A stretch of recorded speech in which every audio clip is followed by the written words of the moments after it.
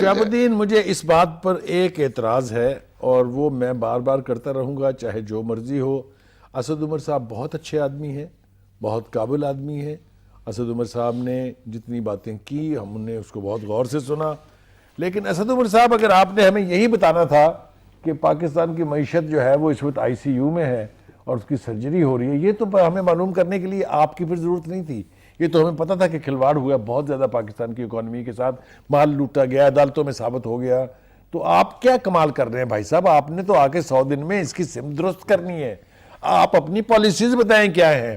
آپ نے کہا تھا ہم IMF کے پاس نہیں جائیں گے، آپ جا رہے ہیں. IMF کا ڈیلیگیشن آ کے بیٹھا ہوا ہے. نہیں، وہ ان کو یہ بتا رہے ہیں کہ ہم وہ بتا رہے ہیں جو بتا رہے ہیں. آپ یہ کام کریں جو آپ کے کرنے کے ہیں.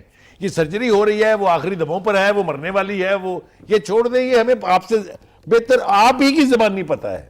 آپ جب حکومت میں نہیں آئے تھے تو آپ نے یہ سب کچھ بڑی تفصیل کے ساتھ ہمیں نہ صرف بتایا ہوا ہے بلکہ رٹایا ہوا ہے، یاد کروایا ہوا ہے. وہ کہہ رہے ہیں نا آپ اس کی بہتری کی طرف جائیں، نعرہ بازی چھوڑ دیں. وہ کہیں بیل اور پیکٹ کریے، دروازہ نہیں کھٹکھٹا رہے. میں کہہ رہا ہوں نا کہ بیلا پیکٹ آپ کو مل گیا سعودی عرب سے، آل رائٹ، اس کی امپلیمنٹیشن کی بات کریں. آپ پچھلے رونے چھوڑ دیں. اللہ بہتر کرے گا انشاءاللہ. اتوار کو کل تو آ دیکھیں، وہ پرسوں آ رہے ہیں نا سارے لوگ. شہاب الدین، پچھلے ان کو رونے چھوڑنے پڑے. ہاں، چھوڑنے پڑیں گے. اب یہ مہنگائی میں اضافہ ہوگا، پاکستانی حکومت بڑھتے قرضوں، گرتے زر مبادلہ پر توجہ دے ایشیائی بینک. مجھے بتائیے، ایسی رپورٹوں کی موجودگی میں ڈر نہ لگے تو اور کیا ہو؟ دیکھیے، یہ وارننگ میرے خیال سے بالکل ٹائملی ہے، اور جیسا میں نے پہلے کہا کہ ان وارننگز کو مد نظر رکھ کے جہاں خرابیاں ہیں ان کو دور کرنے کی کوشش کریں. اٹھا کے مٹی کے بورے جو ہیں وہ پچھلوں پر پھینکنے بند کر دیں. وقت ضائع ہوگا اس میں.